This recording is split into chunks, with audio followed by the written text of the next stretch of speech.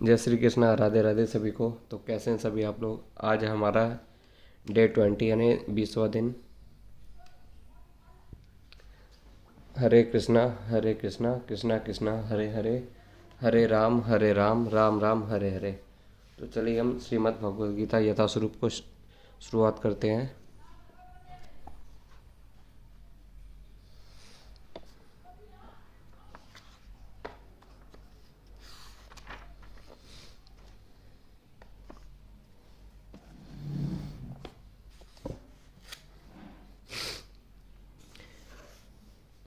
यह संपूर्ण जगत मेरे अश्वत्थ रूप द्वारा व्याप्त है। समस्त जीव मुझ में है, किंतु मैं उनमें नहीं हूँ। भगवान की अनुभूति स्थूल इंद्रियों से नहीं हो पाती। कहा गया है कि भगवान श्री कृष्ण के नाम, यश, लीलाओं आदि को भौतिक इंद्रियों से नहीं समझा जा सकता। जो समुचित निर्देशन से भक्ति में लगा रहता है, उसे ही भगवान का साक्षात्कार का पता है। ब्रह्म संहिता में कहा गया है कि प्रेमा जन्नच्युते भक्ति विलोचनेत सदैव हृदय विलोकयन्ति। यदि किसी ने भगवान के प्रति दिव्य प्रेमारुचि उत्पन्न कर ली है, तो वह सदैव भीतर तथा बाहर भगवान गोविंद को देख सकता है। इस प्रकार वे सामान्य जनों के लिए दृश्य नहीं है। यहाँ पर कहा गया है कि यद्यपि भगवान सर्वव्यापी हैं और सर्वत्र उपस्थित रहते हैं, किंतु वे भौतिक इंद्रियों द्वारा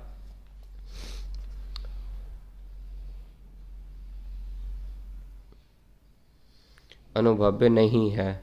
इसका संकेत अव्यक्त मूर्तिना शब्द द्वारा हुआ है। भले ही हम उन्हें ना देख सके, किंतु वास्तविकता तो यह है कि उन्हीं पर सब कुछ आश्रित है। जैसा कि 7वें अध्याय में बताया जा चुका है कि संपूर्ण दृश्य जगत उनकी दो विभिन्न शक्तियों द्वारा, या आध्यात्मिक शक्ति तथा अपरा या भौतिक शक्ति का सहयोग मात्र है।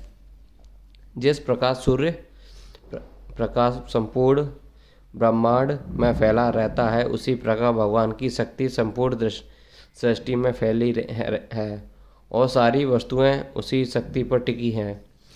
फिर भी किसी को इस निष्कर्ष पर नहीं पहुंचना चाहिए कि वे सर्वत्र फैले रहने के कारण भगवान ने अपनी व्यक्तिगत सत्ता खो दी है।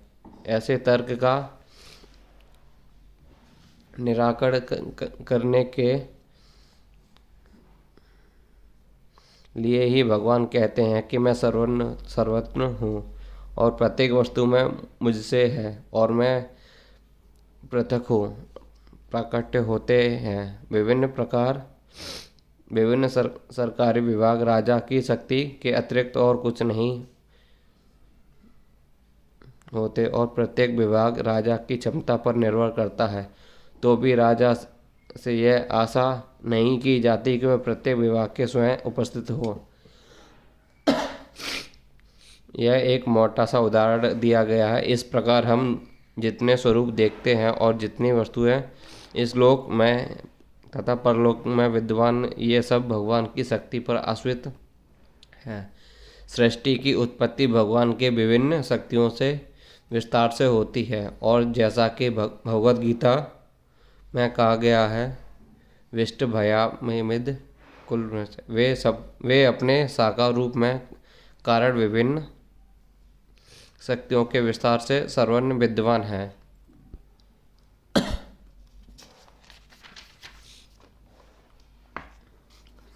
यद्यपि मेरे द्वारा उत्पन्न सारी वस्तुएं मुझ में उपस्थित स्थिर नहीं रहती।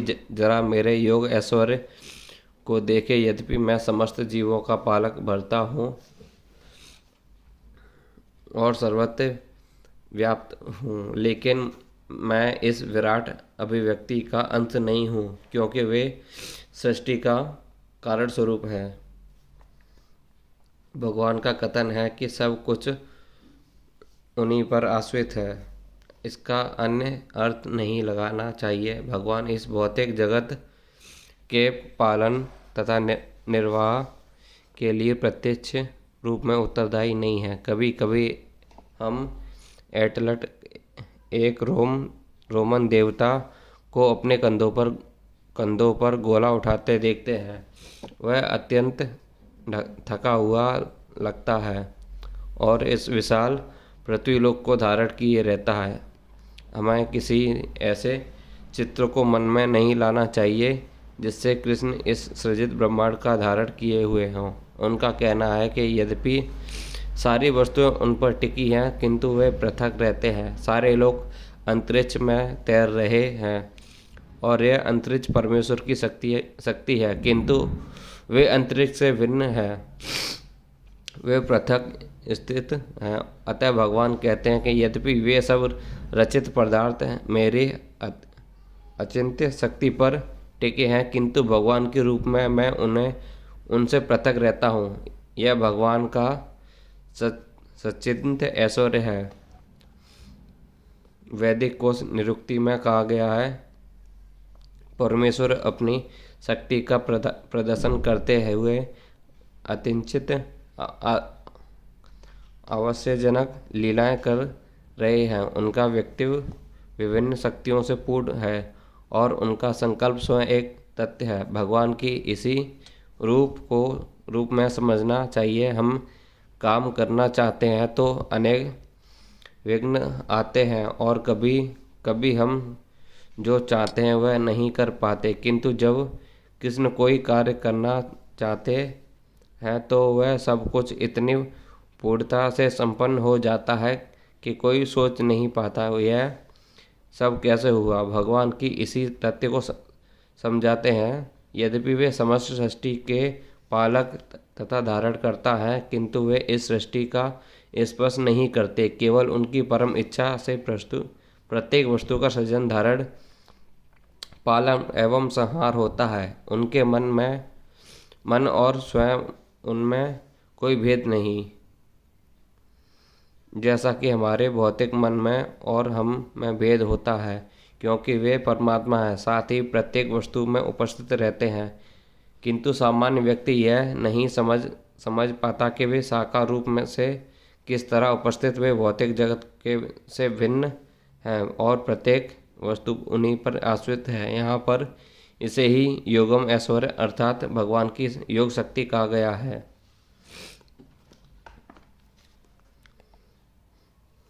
जिस प्रकार सर्वत्र मान प्रबल वायु सदैव आकाश में स्थिर रहती है, उसी प्रकार समस्त उत्पन्न प्राणियों की मुझमें स्थिति जानो। सामान्य जन के लिए यह समझ पाना कठिन है कि मैं इतनी विशाल सृष्टि भगवान पर किस प्रकार आश्रित है, किंतु भगवान उदाहरण प्रस्तुत करते हैं कि जिससे हम समझने में सहायता मिले। आकाश हमारी कल्पना के लिए सबसे महान अभिव्यक्त है और उस आकाश में वायु विराट जगत की सबसे महान अभिव्यक्ति है। वायु की गति से प्रत्येक वस्तु की स्थिति प्रभावित होती है, किंतु वायु महान होते हुए भी आकाश के अंतर्गत ही स्थिर रहती है और वह आकाश में परे नहीं होते। इस प्रकार समस्त विचित्र विराट अभिव्यक्तियों का अस्तित्व भगवान की परम इच्छा के फलस्वरूप है और वे सब इस परम इच्छा के अधीन है। जैसा कि हम लोग प्राय कहते हैं कि उनकी इच्छा के बिना एक पत्ता भी नहीं हिलता, इस प्रकार प्रत्येक वस्तु उनकी इच्छा के अधीन गतिशील है।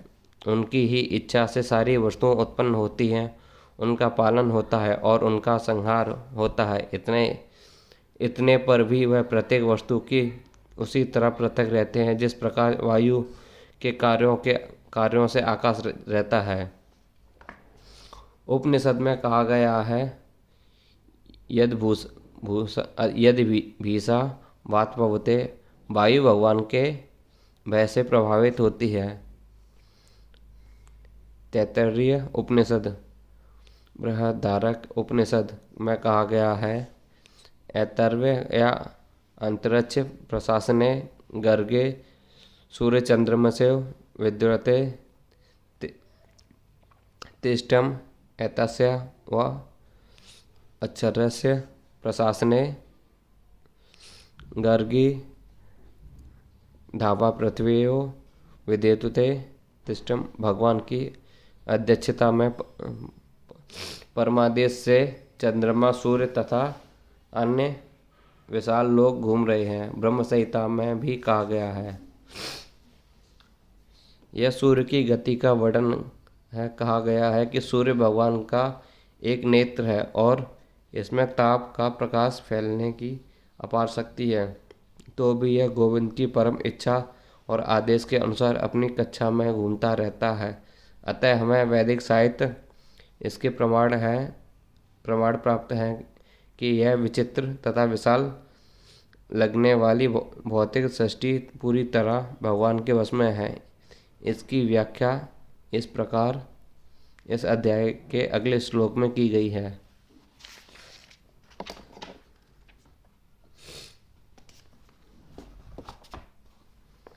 हे कुंती पुत्र, कल्प का अंत होने पर सारे प्राणी मेरी प्रकृति में प्रवेश करते हैं। अन्य कल्प के आरंभ होने पर उन्हें अपनी शक्ति में से पुनः उत्पन्न करता हूँ। इस विराट भौतिक अभिव्यक्ति का सृजन, पालन तथा संहार पूर्णतः भगवान की परम इच्छा पर निर्भर है। कल्मच्छों का अर्थ है कि ब्रह्म की मृत्यु होने पर ब्रह्म के 100 वर्ष जीवित रहते हैं और उनका एक दिन हमारे 4,30,00,000 वर्षों के तुल्य है। रात्रि भी इतने ही वर्षों की होती है। ब्रह्मा के 1 महीने में ऐसे 30 दिन तथा 30 रातें होती हैं और उनके 1 वर्ष ऐसे 12 महीने होते हैं। ऐसे ही 100 वर्षों के बाद जब ब्रह्मा की मृत्यु होती है तो प्रलय हो जाता है, जिसका अर्थ है कि भगवान द्वारा प्रकट शक्ति पुनः सिमट कर उन्हीं में चली जाती है। जब विराट जगत का प्रकट करने की आवश्यकता होती है तो उनकी इच्छा से सृष्टि उत्पन्न होती है। मैं अकेला हूँ किंतु मैं अनेक हो जाऊँगा। जब यह वैदिक सूक्ति है वे इस भौतिक शक्ति का अपना विस्तार करते हैं और सारी विराट अभिव्यक्ति पुनः घटित हो जाती है।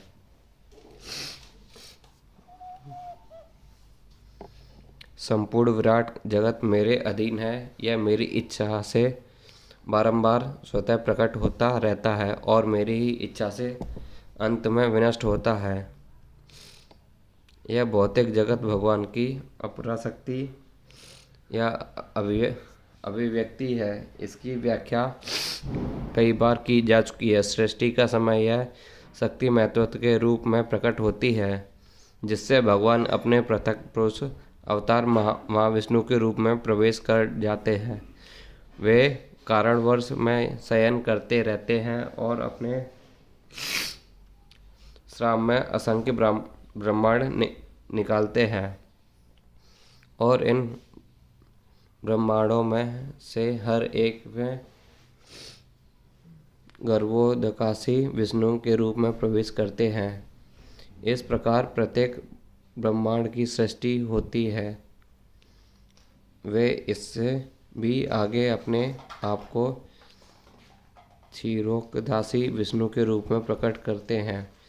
यह विष्णु प्रत्येक वस्तु में यहाँ तक कि प्रत्येक अणु में प्रवेश कर जाते हैं और इसी तरह तथ्य की व्याख्या यहाँ पर हुई है। भगवान प्रत्येक वस्तु में प्रवेश करते हैं, यहाँ तक कि जीवात्मा को संबंध है कि इस भौतिक प्रकृति में गर्भ से किए जाते हैं और वे अपने अपने पूर्व कर्मों के अनुसार विभिन्न योनियों ग्रहण करते हैं। इस प्रकार इस भौतिक जगत के कार्यकलापों प्रारंभ होते हैं। विभिन्न जीव योनियों के कार्यकलापों सृष्टि के समय से ही प्रारंभ हो जाते हैं। ऐसा नहीं है कि योनियां क्रमशः विकसित होती हैं। सारी की सारी योनियां ब्रह्मांड की सृष्टि के साथ ही उत्पन्न होती है। मनुष्य, पशु, पक्षी ये सभी एक साथ उत्पन्न होते हैं, क्योंकि पूर्व प्रलय के समय जीवों की जो जो इच्छा थी वह पुनः प्रकट होती है। इसका स्पष्ट संकेत अवश्यम शुद्ध से मिलता है कि जीवों को इस प्रक्रिया से कोई सरोकार नहीं रहता। पूर्व सृष्टि से वे जिस जिस अवस्था में थी वे उस अवस्था में पुनः प्रकट हो जाती है, और सब भगवान की इच्छा से ये संपन्न होते हैं। यह भगवान की अचिंत्य शक्ति है। विभिन्न योनियों को उत्पन्न करने के बाद भगवान का उनसे कोई नाता नहीं रह जाता। यह सृष्टि विभिन्न जीवों की रुचियों को पूरा करने के उद्देश्य से की जाती है। अतः भगवान इसमें किसी तरह से बद्ध नहीं होते। हे धनंजय, ये सारे कर्म मुझे नहीं बांध पाते। मैं उदासीन हूँ। उदासीन की भांति इन सारे भौतिक कर्मों से सदैव विरक्त रहता हूँ। इस प्रसंग में यह नहीं सोच लेना कि भगवान के पास कोई काम नहीं है। वे अपने वैकुंठ लोक में सदैव व्यस्त रहते हैं। ब्रह्म संहिता में कहा गया है कि आत्मा रामस्य तस्य प्रकृते न समागम। वे सदैव दिव्य आनंद में आध्यात्मिक कार्यों में रत रहते हैं, किंतु इन भौतिक कार्यों में से उनका कोई सरोकार नहीं रहता। सारे भौतिक कार्य उनकी विभिन्न शक्तियों द्वारा संपन्न होते हैं। वे सदा ही सृष्टि के भौतिक कार्यों के प्रति उदासीन रहते हैं। इस उदासीनता को ही यहाँ पर उदासीनतम कहा गया है। यद्यपि छोटे से छोटे भौतिक कार्य पर उनका नियंत्रण रहता है, किंतु वे उदासीनतम स्थित रहते हैं। यहाँ पर उच्च न्यायालय के न्यायाधीश का उदाहरण दिया जा सकता है, जो अपने आसन पर बैठा रहता है। उसके आदेश से अनेक तरह की बातें घटती रहती हैं। किसी को फांसी दी जाती है, किसी को कारावास की सज़ा मिलती है, तो किसी को प्रचुर धनराशि मिलती है, तो यह भी उदासीन रहता है। उसे इस हानि लाभ से कुछ भी लेना देना नहीं रहता। इस प्रकार भगवान भी सदैव उदासीन रहते हैं। यद्यपि प्रत्येक कार्य में उनका हाथ रहता है। देवांत सूत्र में यह कहा गया है, वे इस जगत के द्वंद्वों में स्थिर नहीं हैं। वे इन द्वंद्वों से अतीत हैं। न ही इस जगत के सृष्टि तथा प्रलय के उनके आसक्त रहती है। सारे जीव अपने पूर्व कर्मों के अनुसार विभिन्न योनियों ग्रहण करते हैं, और भगवान इसमें कोई व्यवधान नहीं डालते।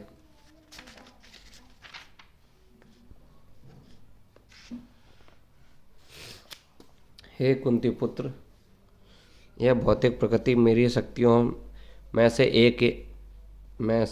एक है और मेरी अध्यक्षता में कार्य करती है, जिससे सारे चर तथा अचर प्राणी उत्पन्न होते हैं। इसके शासन में यह जगत बारंबारता सृजित और विनष्ट होता रहता है। यहाँ पर स्पष्ट कहा गया है कि यद्यपि परमेश्वर इस जगत के समस्त कार्यों से पृथक रहते हैं, किंतु इसके परम अध्यक्ष निर्देश वही बने रहते हैं। परमेश्वर परम इच्छायम है और इस भौतिक जगत में आधार भूमि स्वरूप है, किंतु इसकी सभी व्यवस्था प्रकृति द्वारा दी जाती है। भगवद गीता में भी कृष्ण यह कहते हैं कि विभिन्न योनियों और रूपों वाले जीवों का पिता हूँ। जिस तरह पिता बालक उत्पन्न करने के लिए माता के गर्भ में वीर्य स्थापित करता है, उसी प्रकार परमेश्वर अपनी चितवन मात्र से प्रकृति के गर्भ में जीवों को प्रविष्ट करते हैं, और वे अपनी अंतिम इच्छाओं तथा कर्मों के अनुसार विभिन्न रूपों तथा योनियों में प्रकट होते हैं। अतः भगवान इस जगत में अप्रत्यक्ष रूप में आसक्त होते हैं। वे प्रकृति पर दृष्टिपात करते हैं। इस तरह प्रकृति क्रियाशील हो उठती है और तुरंत ही सारी वस्तुएं उत्पन्न हो जाती हैं। चूँकि वे प्रकृति पर दृष्टिपात करते हैं, इसलिए परमेश्वर की ओर से तो निसंदेह क्रिया होती है, किंतु भौतिक जगत के प्राकट्य से उन्हें कुछ लेना देना नहीं रहता।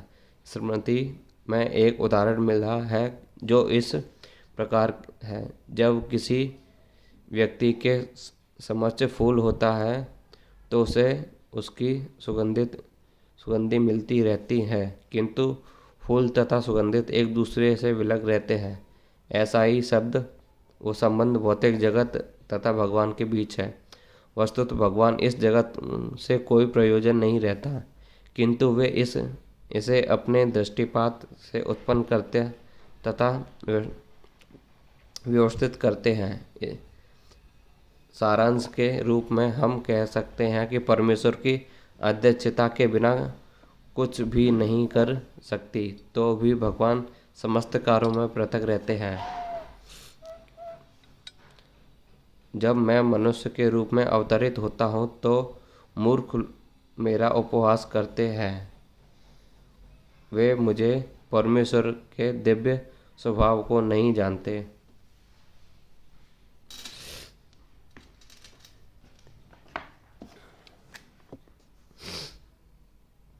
इस अध्याय में पूर्ववर्ती श्लोकों में यह स्पष्ट कहा गया है, यद्यपि भगवान मनुष्य रूप में प्रकट होते हैं, किंतु वे सामान्य व्यक्ति नहीं होते। जो भगवान सारे विराट जगत का सृजन पालन तथा संहार करता है, यह मनुष्य नहीं हो सकता। तो भी अनेक मूर्ख हैं जो कृष्ण को शक्तिशाली पुरुष अतिरिक्त और कुछ नहीं मानते। वस्तुतः में आदि परम पुरुष है, जैसा कि ब्रह्म संहिता में प्रमाण स्वरूप कहा गया है। ईश्वर परम कृष्ण वे परम ईश्वर हैं। ईश्वर या नियंता अनेक हैं और एक दूसरे से बढ़कर प्रतीत होते हैं। भौतिक जगत में सामान्य प्रबंध कार्यों का कोई ना कोई निर्देशक होता है, जिसके ऊपर एक सचिव होता है और उसके ऊपर मंत्री तथा उसके भी ऊपर राष्ट्रपति होता है। इससे हर एक नियंत्रण होता है, किंतु एक दूसरे के द्वारा नियंत्रित होता है। ब्रह्म संहिता में कहा गया है कि कृष्ण परम नियंता है। निसंदेह भौतिक जगत तथा वैकुंठ लोक दोनों में ही कई निर्देशक होते हैं, किंतु कृष्ण परम नियंता है। ईश्वर परम कृष्णम तथा उनका शरीर सच्चिदानंद रूप अर्थात अभौतिक होता है।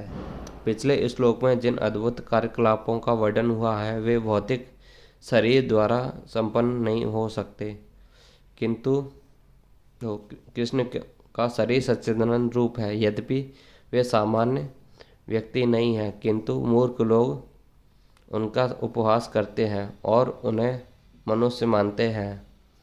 उनका शरीर यहाँ मनुष्यम कहा गया है, क्योंकि वे कुरुक्षेत्र युद्ध में एक राजनीतिज्ञ और अर्जुन के मित्र के भांति सामान्य व्यक्ति बनकर कर्म करते हैं। वे अनेक प्रकार से सामान्य पुरुष के भांति कर्म करते हैं, किंतु उनका शरीर सच्चिदानंद विग्रह रूप है। इसकी पुष्टि वैदिक साहित्य में हुई है। सच्चिदानंद रूपाण कृष्णम, मैं भगवान कृष्ण को नमस्कार करता हूँ जो सच्चिदानंद रूप है। गोपाल तापनी उपनिषद वेदों में ऐसे अन्य वर्णन भी है। तमके गोविंदम, आप इंद्रियों तथा गायों के आनंद रूपम गोविंद है। सच्चिदानंद विग्रह तथा आपका रूप सच्चिदानंद स्वरूप है। गोपाल तापनी उपनिषद। भगवान कृष्ण के सच्चिदानंद रूप ऐसे भी अनेक तथाकथित विद्वान भगवत गीता के टीकाकार हैं जो कृष्ण को सामान्य पुरुष कहकर उनका उपवास करते हैं। भले ही अपने पूर्व पुण्यों के कारण विद्ध असाधारण व्यक्ति के रूप में पैदा हो, किंतु श्री कृष्ण के बारे में ऐसी धारण उनकी अल्पज्ञता के कारण होती है, इसलिए वह मूढ़ कहलाता है। क्योंकि मूर्ख पुरुष ही कृष्ण को सामान्य पुरुष मानते हैं। ऐसे मूर्ख कृष्ण को सामान्य व्यक्ति इसलिए मानते हैं क्योंकि वे कृष्ण के गुहा कर्मों तथा उनके विभिन्न शक्तियों से अपचरित रहते हैं। वे यह नहीं जानते कि कृष्ण का शरीर पूर्ण ज्ञान तथा आनंद का प्रतीक है। वे प्रत्येक वस्तु के स्वामी हैं और किसी को भी मुक्ति प्रदान करने वाले हैं। चूँकि वे कृष्ण के इतने सारे दिव्य गुणों को नहीं जानते, इसलिए उनका उपवास करते हैं। यह मूढ़ यह भी नहीं जानते इस जगत में भगवान का अवतरण उनकी अतरंगा शक्ति का प्रकटम है। वे भौतिक शक्ति माया के स्वामी हैं। जैसा कि अनेक स्थलों पर कहा जा चुका है, मम माया दुर्त्यम। भगवान का दावा है कि यद्यपि भौतिक शक्ति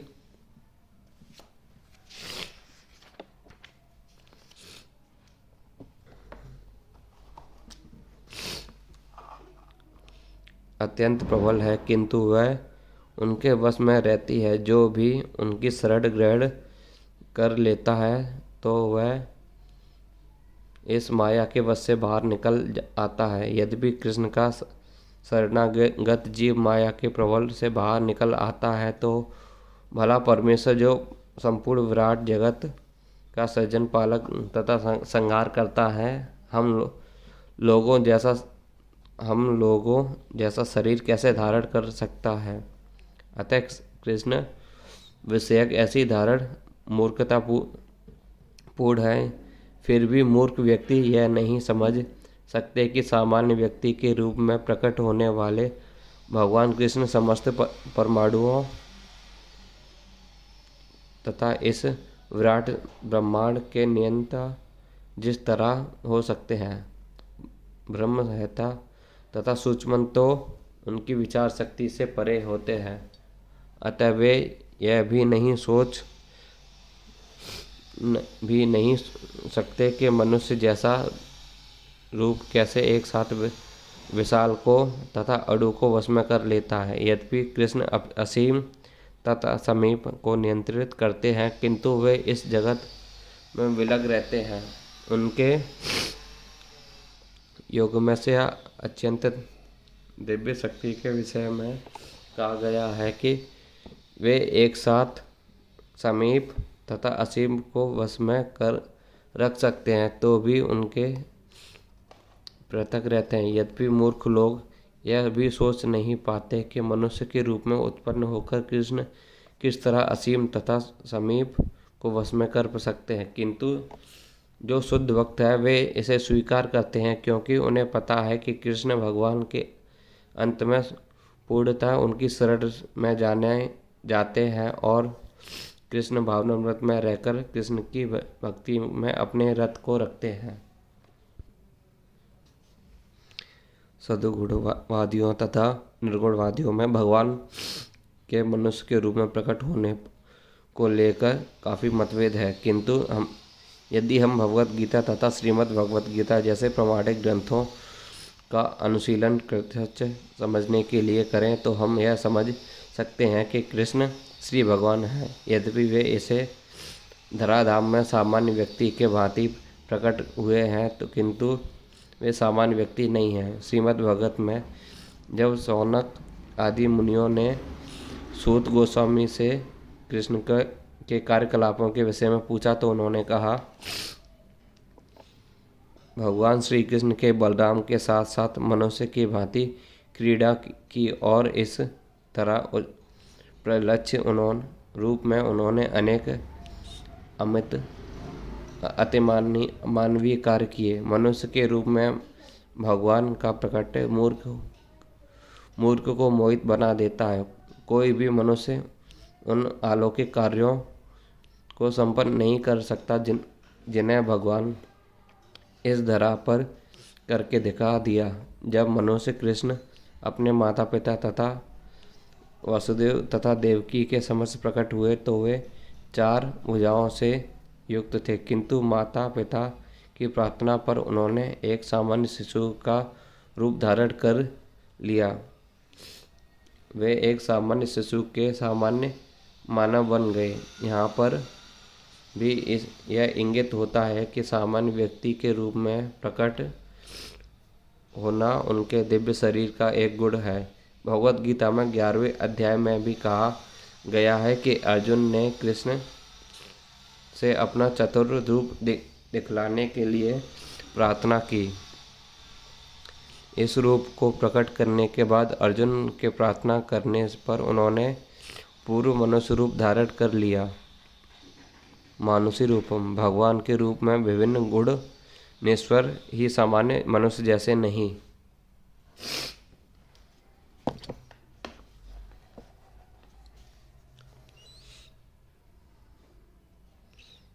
कतिपय लोग जो लोग कृष्ण का उपवास करते हैं और मायावादी दर्शन के प्रति प्रभावित होते हैं, श्रीमद् भगवद गीता के निम्नलिखित श्लोक 21-29 को यह सिद्ध करने के लिए उद्धृत करते हैं कि श्री कृष्ण एक सामान्य व्यक्ति थे।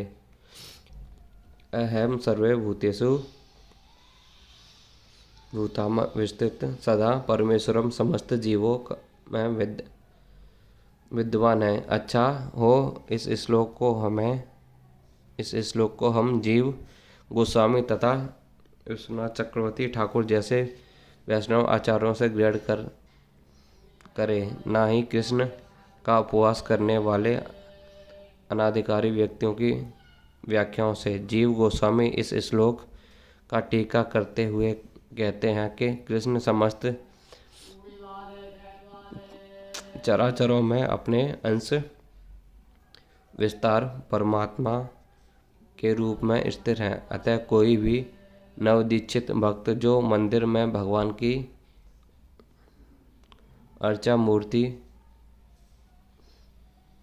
पर ध्यान देता है और अन्य जीवों के सामान्य नहीं है, वह वृथा ही मंदिर में भगवान की पूजा में लगा रहता है। भगवत भक्तों में 3 प्रकार के, जिनमें से नवदीक्षित सबसे निम्न श्रेणी है।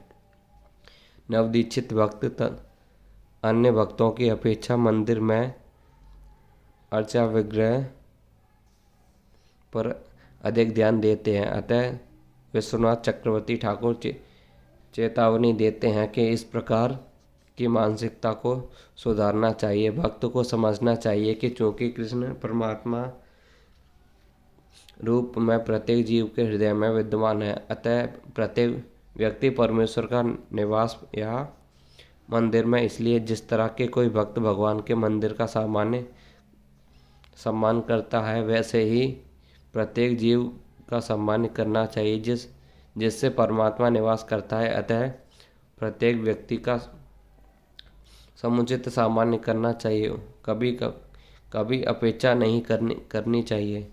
ऐसे अनेक निर्वेशवादी हैं जो मंदिर पूजा का उपवास करते हैं। वे कहते हैं कि चूंकि भगवान सर्वज्ञ है, फिर